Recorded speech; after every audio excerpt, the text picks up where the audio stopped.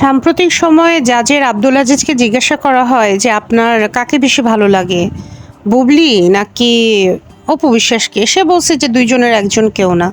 কারণ জানতে চাইলে সে বলে যে এরা অতিরিক্ত ব্যক্তিগত বিষয় নিয়ে আলোচনায় থাকে, ফেসবুকে স্ট্যাটাস দেয়, ব্যক্তিগত চর্চা বেশি থাকে। এগুলো আমার একদম ভালো লাগে না। এই যে নোংরামো এগুলো পছন্দ না। এই জন্য এই দুইজনের একজনকেও ভালো লাগে না। জাজের আব্দুল আজিজকে যখন জিজ্ঞাসা করা হয় পরীমনির ব্যাপারে, তখন সে বলে পরীমনি খুবই উদার, বড় মনের একজন ইমোশনাল মানুষ। তো ওনার কাছে পরীমনিকে খুবই ভালো লাগে। মানে পরীমনি ব্যক্তিগত বিষয় নিয়ে আলোচনায় থাকে না। পরীমনি ব্যক্তিগত বিষয় নিয়ে ফেসবুকে স্ট্যাটাস দেয় না। সে মানে কিচ্ছু করে না। কিন্তু অপু বিশ্বাস আর বুবলিকে ভালো লাগে না, কারণ তারা ব্যক্তিগত বিষয়গুলো নিয়ে কথাবার্তা বেশি বলে। তো পরীমনি বলে না পরীমনির ব্যাপারে যে আপনি এত সুন্দর সুন্দর কথা বললেন।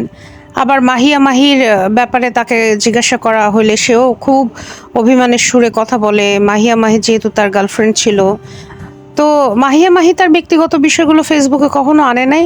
কম্পারেটিভলি কম আনছে, হয়তো কম্পারেটিভলি কম আনছে কারণ তার যে এক্স হাজব্যান্ড ছিল অপু, সে খুবই নির্ভেজাল একজন মানুষ। সে মিডিয়ার কোনো মানুষ না, এবং সে বেচারার মানে অ্যাটিটিউড ছিল এরকম যে ছেড়ে দে মা, কেন দে বাচ্চি, ডিভোর্স হয়ে গেছে মানে আলহামদুলিল্লাহ, এ চলে গেছে এতেই আমি খুশি, এর নিয়ে আর কোনো কথাই বলতে চাই না।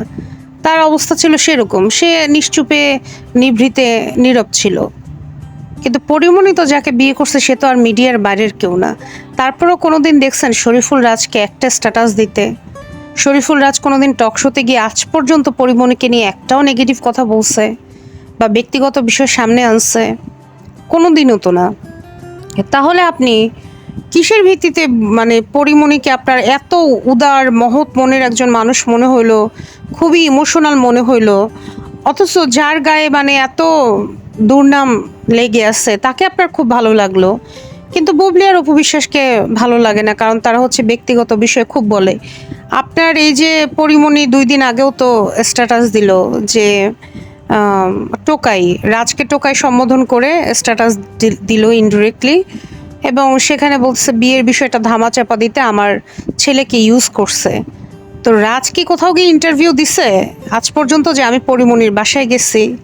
নাকি রাজ কোথাও গিয়ে বলছে যে আমি পরিমণির বাসায় গিয়ে খাইছি দাইছি? যতগুলো নিউজে আসছে সেখানে তো পরিমণির নাম আসছে, পরিমণির বরাত দিয়ে, পরিমণির ভাষ্য, পরিমণির কথার উপর ভিত্তি করে, পরিমণির সাথে সাংবাদিকরা ফোনে কথোপকথন করে সেটা তারা নিউজে ছাপাই দিছে। পরিমণির পারমিশন ছাড়া তো দেয় না। পরিমণিকে জিজ্ঞাসা করছে যে রাজ নাকি ইদানিং আপনাদের বাসায় যাওয়া আসা করতেছে, বলছে হ্যাঁ আসছে তো, আমাদের বাসায় তো আসছে, ওর কিছু গুরুত্বপূর্ণ কাগজ ছিল, ও কিছু লোকবল নিয়ে আসছিল, ওর প্রতি মায়া আছে বলেই তোকে ঢুকতে দিছি, আমি নিজের হাতে রান্না করেছি, একসাথে বসে খেয়েছিও। তবে হ্যাঁ এটা ঠিক, রাজ সব সময় বাসায় আসতে পারবে না, যেহেতু ছেলের বাবা মাঝে মাঝে আসতে পারবে। তো এই কথাগুলো তো আপনার মুখ থেকে বের হয়েছে রে বাবা। আপনি কিভাবে মানে আপনি কি তালে থাকেন? মানে তালে থাকার সময় এক কথা বলেন, বেতাল হয়ে গেলে ভুলে যান, মানে এরকম কি? মানে ঘন ঘন এরকম স্মৃতি কিভাবে পাল্টায়? সকালে এক কথা, বিকালে এক কথা। বিষয়টা যদি এমন হতো যে রাজ কাউকে বলছে, তাইলে একটা কথা ছিল যে না রাজ বলছে। আপনি বারবার বলতেছেন যে সে আমার মানে সন্তানের বাবা, এটা তো অস্বীকার করার কিছু নাই, সেইটুকু সম্মান তো তাকে দিতেই হবে। আবার সন্তানের বাবাকে আপনি টোকায় বলতেছেন। তো 2 দিন পরেও মানে রাজ্য যখন বড় হবে, স্কুলে যাবে, ওর বন্ধুরা তো ঝগড়াঝাটি লাগলে বলবে তুই তো টোকায়ের ছেলে, এই টোকায়ের ছেলে এদিকায়। আপনার পরিচয় তো সবসময় রাজ্য বড় হবে তা না। বেসিক্যালি তো সমাজে বাবার পরিচয়ে পরিচিত হয়, আর আপনার পরিচয়ে যদি পরিচিত হয় তাহলে তো মানে অবস্থা হবে আরো ভয়ানক। তাইলে তো অবস্থা আরো ভয়ানক হবে, কারণ শরীফুল রাজের গায়ে তো কোনো গন্ধ নাই।